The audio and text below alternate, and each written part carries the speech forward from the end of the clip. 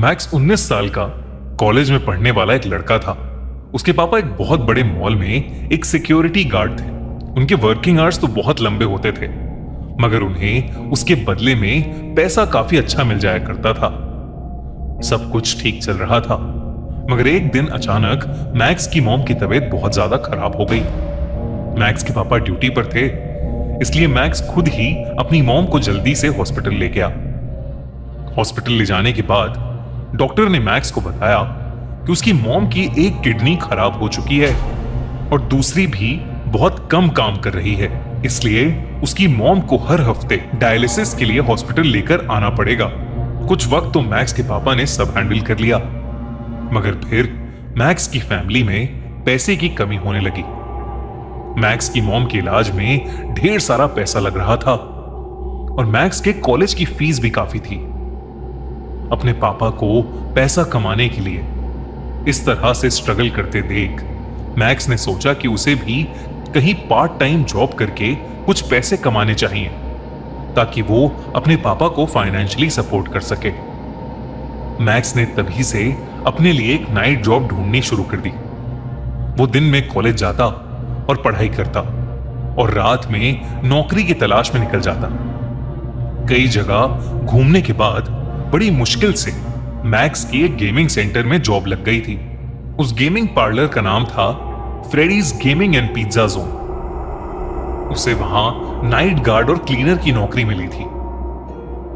वो gaming zone शहर के बॉर्डर एरिया पर पड़ता था, यानी कि रेजिडेंशियल एरिया से लगभग 4 किलोमीटर दूर। मैक्स ये ऑफर पाकर बहुत खुश हो गया था। उसे कुछ ही घंटों की ड्यूटी के बदले अच्छी सैलरी मिल रही थी।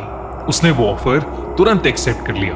अगले दिन अपना कॉलेज खत्म करके वो अपनी पहली जॉब की पहली रात के लिए उस गेमिंग पार्लर पहुंचा। मैक्स वहां जल्दी पहुंच गया था, तो वो पूरे पार्लर को एक्सप्लोर करने लगा।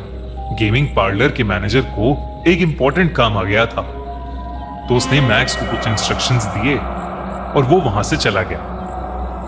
मैक्स खुद भी गेमिंग में बहुत इंटरेस्टेड था, इसलिए उसे जैसे ही थोड़ा टाइम मिला वो वहीं गेम खेलने बैठ गया।